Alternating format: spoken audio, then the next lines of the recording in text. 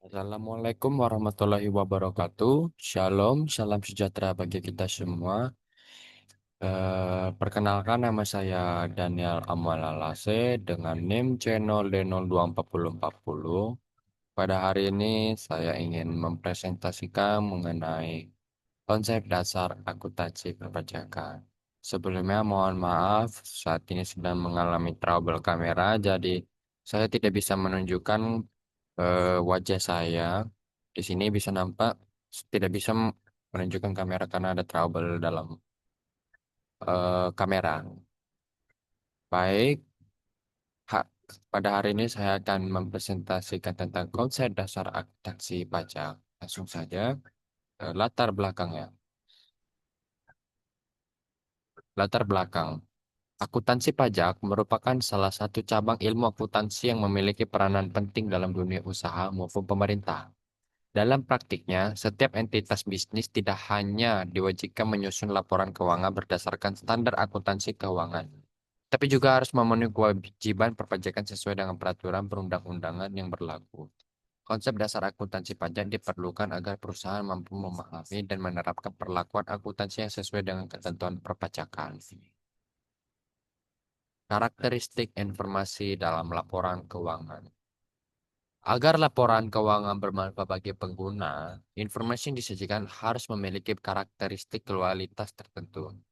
Berikut adalah karakteristik informasi dalam laporan keuangan. Yang pertama adalah relevan atau relevance. Informasi dikatakan relevan apabila mampu mempengaruhi keputusan ekonomi pengguna. Informasi yang relevan memiliki nilai prediktif atau membantu memprediksi masa depan dan nilai konfirmatorinya atau mengonfirmasi evaluasi sebelumnya. Yang kedua ada andal atau reliability, yaitu informasi harus bebas dari kesalahan material dan dapat dipercaya. Informasi yang andal mencerminkan kondisi yang sebenarnya tanpa manipulasi. Artinya di sini harus bisa dipercayai. Yang ketiga adalah dapat dibandingkan atau comparability, yaitu informasi harus dapat dibandingkan antara periode maupun antar entitas.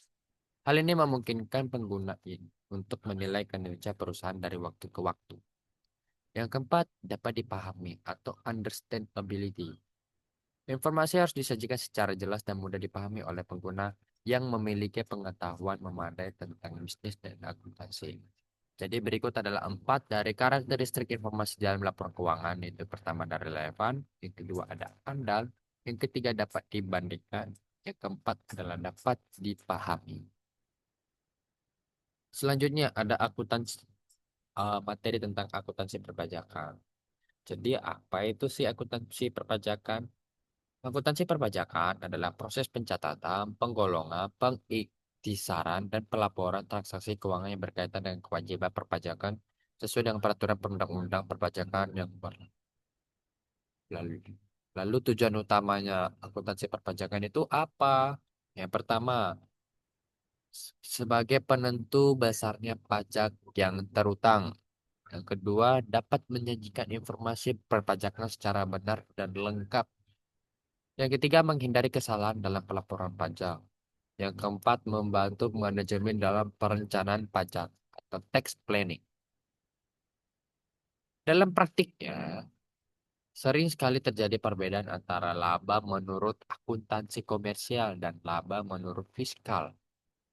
Perbedaan ini disebut dengan koreksi fiskal, yang terdiri dari yang pertama ada perbedaan permanen. Apa sih itu perbedaan permanen? Perbedaan permanen itu perbedaan yang tidak akan dikoreksi di masa depan. Misalnya, biaya yang tidak dapat dikurangkan menurut pajak. Itu adalah perbedaan permanen yang tidak dapat dikurangkan. Artinya dia sudah permanen, nggak bisa lagi diganti-ganti atau dikurangkan menurut pajak. Lalu yang kedua ada perbedaan temporer atau sementara, yaitu perbedaan waktu pengakuan antara akuntansi komersial dan pajak. Misalnya, perbedaan metode penyusutan. Jadi itu cuma sementara saja. Akuntansi perpajakan harus mengikuti prinsip dan ketentuan dalam Undang-Undang Pajak Penghasilan atau UU PPH. Undang-Undang Ketentuan Umum dan Tata Cara Perpajakan atau UKUP, serta peraturan pelaksananya. Jadi di situ tertera peraturan apa saja yang tertera, yang harus diikuti dalam akuntansi perpajakan. Berikutnya ada akun-akun dalam akuntansi pajak. Saja sih akun-akunnya itu. Yang pertama, oh, dalam akuntansi pajak terdapat beberapa akun yang digunakan untuk mencatat transaksi perpajakan. Berikut beberapa akun yang umum sangat untuk digunakan. Yang pertama ada utang pajak. Digunakan untuk mencatat kewajiban pajak yang masih harus dibayar. Contoh, utang PPh Pasal 21, utang PPh Pasal 23, utang PPN, dan utang PPh Badan. Lalu yang kedua ada akun beban pajak. Digunakan untuk mencatat pajak yang menjadi beban perusahaan dalam satu periode akuntansi. Contoh, beban pajak ini dan beban pajak tangguhan. Lalu yang ketiga ada akun aset pajak tangguhan. Akun tersebut timbul akibat perbedaan temporer yang dapat dikurangkan di masa depan. Yang keempat ada liabilitas pajak tangguhan.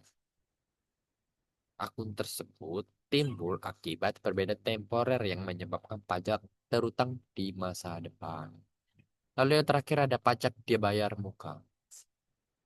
Akun tersebut digunakan untuk mencatat pajak yang telah dibayar, namun belum menjadi beban pada periode berjalan. Jadi ada 5 akun-akun dalam akuntansi pajak. Selanjutnya, kesimpulan. Akuntansi pajak merupakan bagian penting dalam sistem akuntansi perusahaan yang berfungsi untuk mencatat dan melaporkan kewajiban perpajakan sesuai dengan peraturan yang berlaku. Informasi dalam laporan keuangan harus memiliki karakteristik relevan, andal, dapat dibandingkan, dan dapat dipahami agar dapat digunakan sebagai dasar perhitungan pajak. Sekian dari presentasi saya. Semoga materi yang saya berikan menjadi pelajaran dan ilmu bagi kita. Sekian. Wassalamualaikum warahmatullahi wabarakatuh. Shalom, salam sejahtera bagi kita semua.